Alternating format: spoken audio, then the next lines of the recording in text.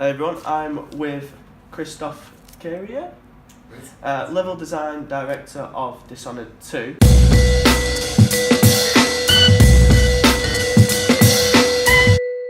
Can you play and enjoy Dishonored 2 even if you haven't played the original? Yeah, of course. Yeah, of course. I mean, the learning curve will be longer because you have you have a lot of powers, and you have twice as much power as in Dishonored, by the way, because you can recall enemy, and you have more abilities, you have more gadgets, you have more of everything. The levels are bigger, higher, but yes, it's perfectly possible to play Dishonored 2 without having played Dishonored 1. Mm-hmm. Yeah.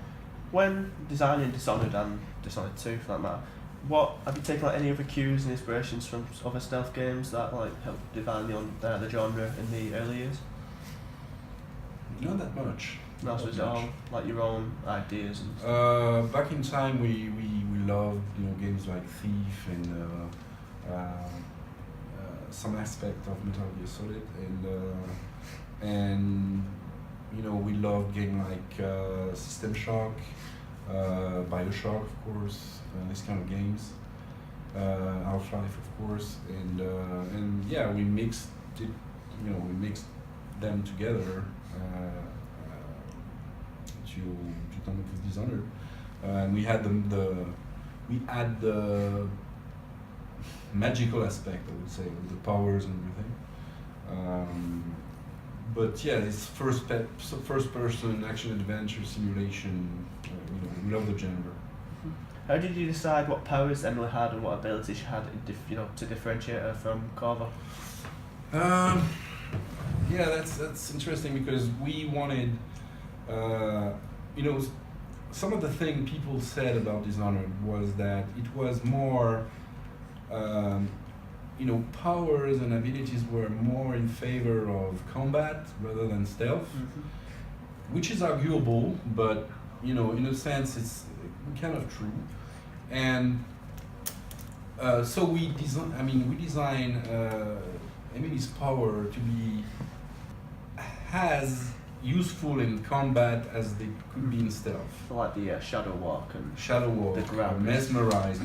You can use it in combat and in stealth. Because you can pass through by the guards or kill them.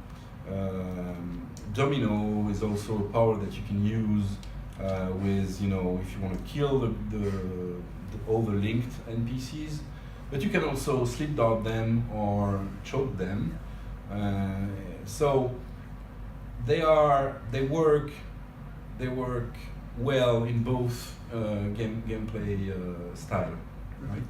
And we added more gadgets that are more stealth friendly, like the stun mine, things like this, and Emily's power were more in line with what she is. Okay. I don't want to develop that, but as an empress, mesmerizing people is something you wanna do in your life. So in your own opinion, is it better to play Dishonored and Dishonored 2 in stealth, or just guns out, attacking, killing everyone? Like what do you do? How do you prefer? Well, don't expect me to answer this question. It depends on what you feel. Because I play a lot of no power, for example. Okay. Because we had to test it so that it works and it's fun. So I like no powers, and it's up to people to decide. I mean, even people who play stealth most of the time, they should try going crazy with killing everyone, because I think it's fun. It's also fun.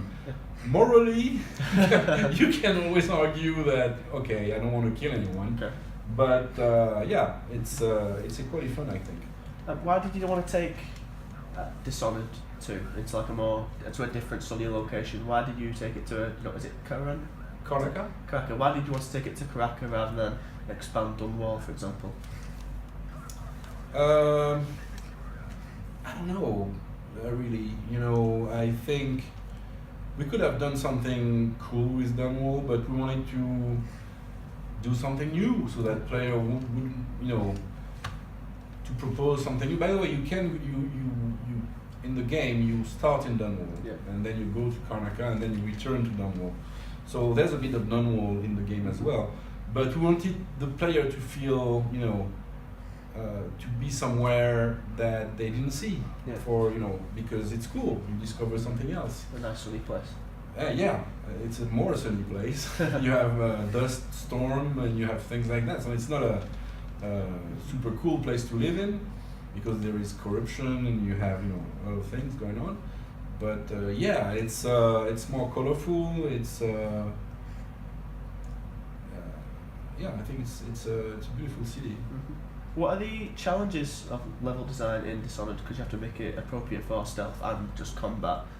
What are the challenges in designing a level that helps both strategies be viable? There are multiple.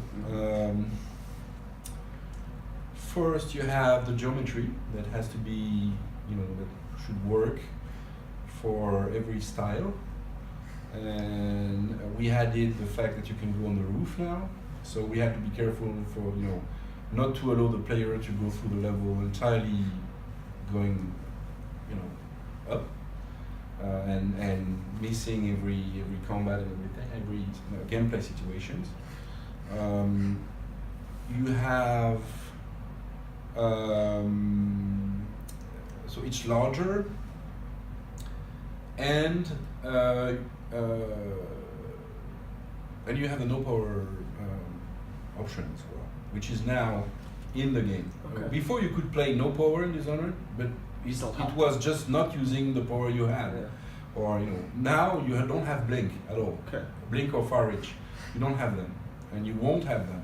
So it's a choice that you make at the beginning when you meet the outsider, and you have to think about it. You just don't go, oh yeah, let's try no power, because you will have to stick with it the entire game. So this option in level design was also a challenge because we had to think about ways not to, so that it's not too easy to find them.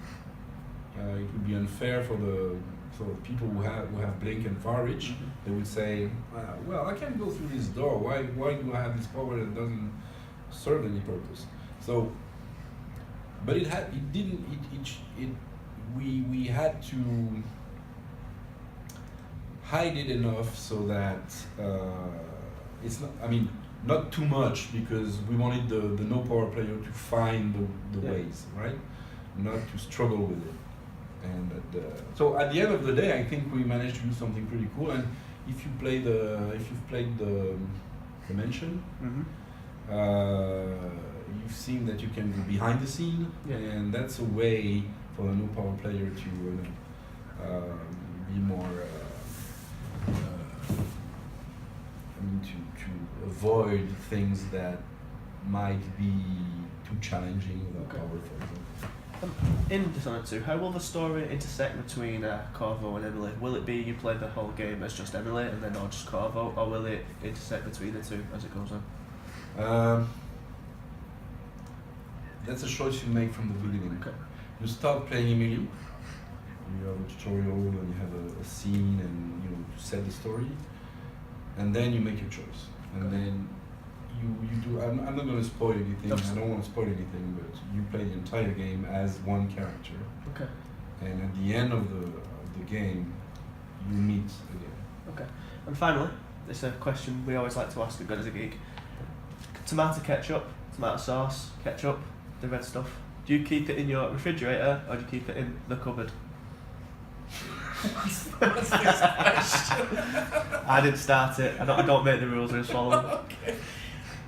Me myself, Yeah. I keep it in the refrigerator. Poor answer. Poor answer. Sorry. We'll take it. Thank you very much, Christophe. Thanks for your time.